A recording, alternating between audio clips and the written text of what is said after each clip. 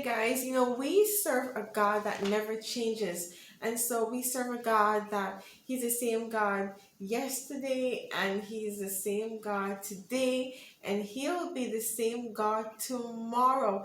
And so the same way He dealt with the children of Israel, um, do you think that He'll deal with us different if we do the same things they do? And so or the same things they did.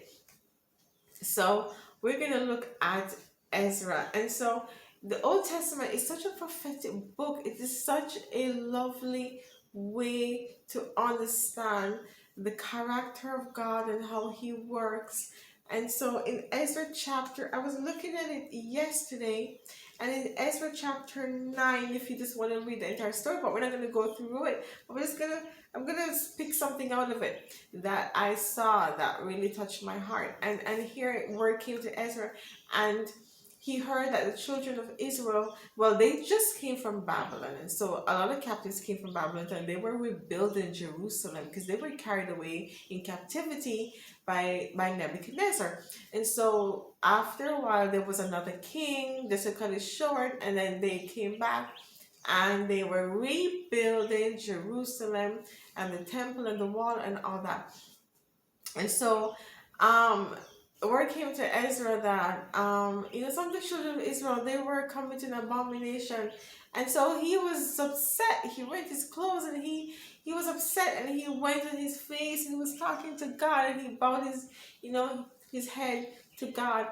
And so we're going to look at what exactly is that abomination. And is in verse 10 it says, and he was talking to God. All right, so I was going to kind of go through it a little bit. And he was talking to God, and he said, "And now, O God, what shall we say after this? For we have forsaken thy commandments." So what commandment did they forsook that is classified as an abomination? "Which thou hast commanded by thy servants the prophets, saying, The land unto which he go to possess it is an unclean land, with filthiness of the people of the land, with their abomination which have filled it from one end to another end, with their uncleanness." So this land is an abominable land, what they possess. So God has placed them in a land which is an abominable land. Why is it? It's not the grass or the trees or the birds that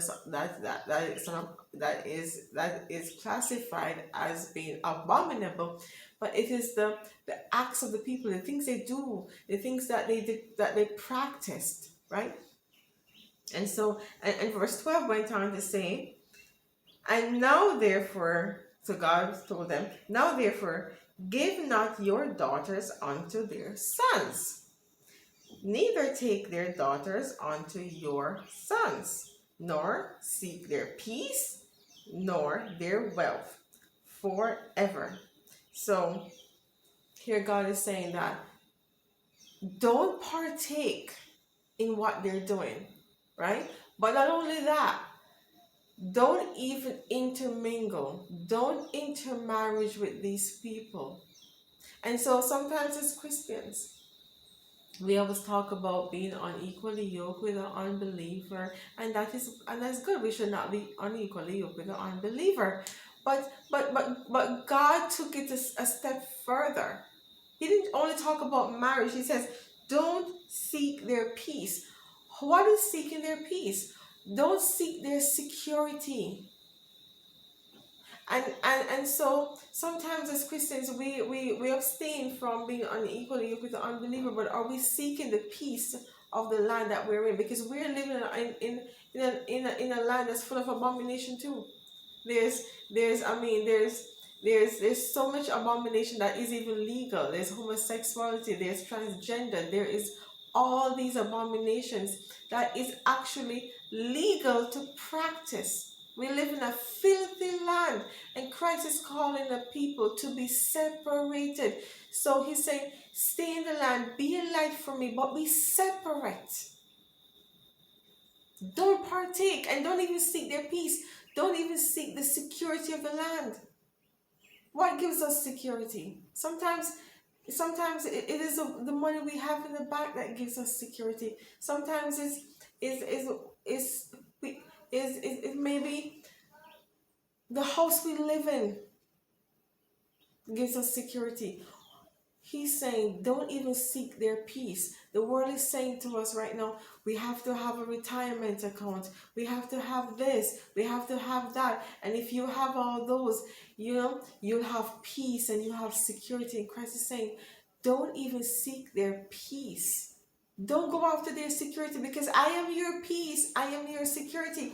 And in John chapter 14 and verse 27 says, when Christ was leaving, he says, peace I leave with you, my peace I give unto you. Not as the world giveth, I give I unto you. Let not your heart be troubled, neither let it be afraid. Christ is saying, I am your peace.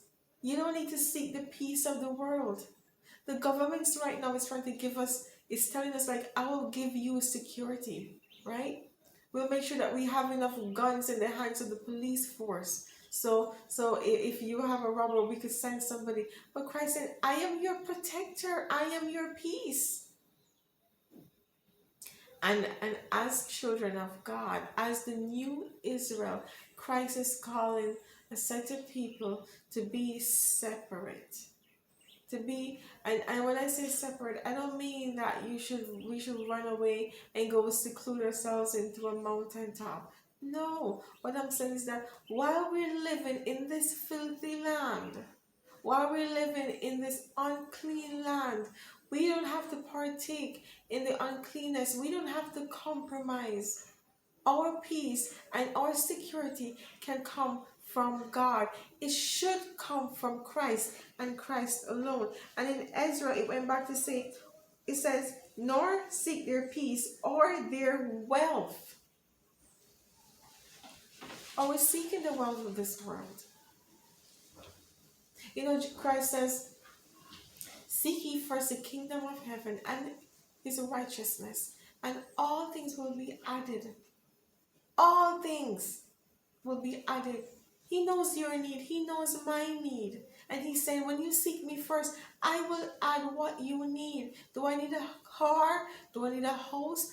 What do I need? He says, Christ says, if that is your need, if from my standpoint I see that you as my child need that, I will add it to you.